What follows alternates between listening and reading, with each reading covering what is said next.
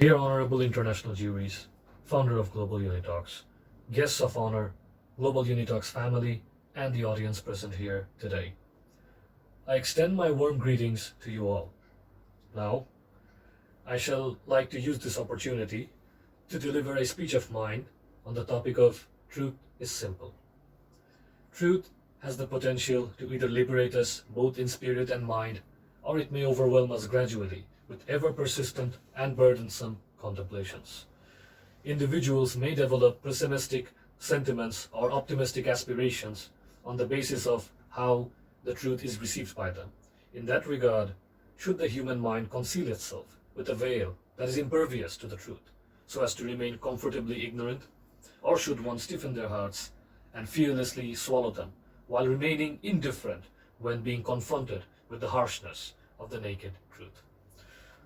When observing basic human instincts, one can easily deduce that individuals are more susceptible to evading or being dismissive of any knowledge or any alternative comprehensions that may be incompatible with what they deem as the truth.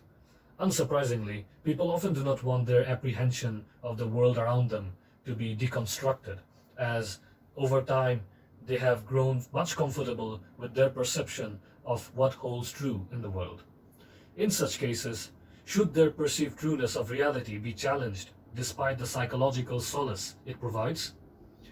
Simple alternative truth is what it takes for the wrecking of their perceived established truth, like a sandcastle being swept away by the apathetic waves that shows no concern for the effort and time spent for it to be erected. A one-line quote from a well-known 19th century philosopher, Friedrich Nietzsche, condenses the above observation. Sometimes people don't want to hear the truth because they don't want their illusions destroyed. The realizations arrived at as a consequence of such bitter truth has the potency to drown an individual to a bottomless river of despair, descending them into a state of pessimistic nihilism. This notion disputes a commonly held belief that the good and the true are always correlated. Rather, the discovery of the truth does not always have a pleasing outcome. While some truths may bring peace or development of some sort for the individual or the collective, other truths may stimulate despair or deterioration. With their psychological well-being in mind, can it be suggested that they be spared from their perceived truth being challenged? Surely, confronting one's truth and challenging their conviction on it is undoubtedly not a task for the faintest of hearts. So, is truth really that simple for all recipients? A commonly held misconception by the general public is that the adversaries of the truth are lies.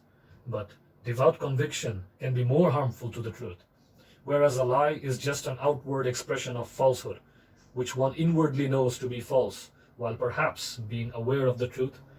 A conviction, on the other hand, is an inward certainty that one has attained the truth, and thus in most cases gives way to arrogance that entangles one in a web of falsehood and delusion, and cuts one off from the possibility of moving towards the truth. Therefore, if an individual is to remain truly free, unbound by the chains of his illusions, then the course of action that is required to be undertaken by them fundamentally involves becoming your own greatest critique.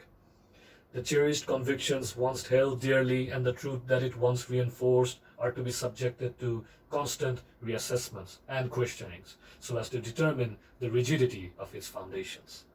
These practices function as a counterforce against the attraction people feel towards conforming to the comforting illusions of the truth which once imprisoned them. Such a course of action, though painstaking, shall reward the individual with diverse perspectives, which were once inaccessible by them, and the luxury to think and experiment with ideas without any obstruction.